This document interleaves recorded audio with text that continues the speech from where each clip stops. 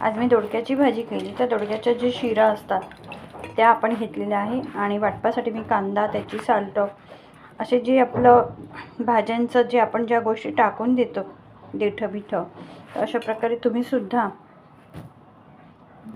योग्य प्रकारे याचं खतासारखा वापर होतो या पाण्याचा. हे पाणी तुम्ही असं 1-2 तास जरी भिजवलं आणि झाडांना रोपांना घातलं तरी खूप छान असं खताप्रमाणे हे काम होतं आपलं.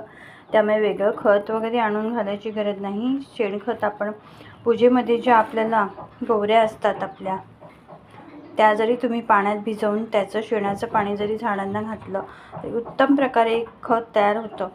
तर हे बघा, मी शेणाची गौरी मागेच घातलेल्या झाडांना. जेव्हा नवरात्रीमध्ये आपला होम होता तेव्हा होमासाठी मी शेणाच्या गौऱ्या आणलेल्या, होम जरा व्यवस्थित पेटावा म्हणून. त्यातले जे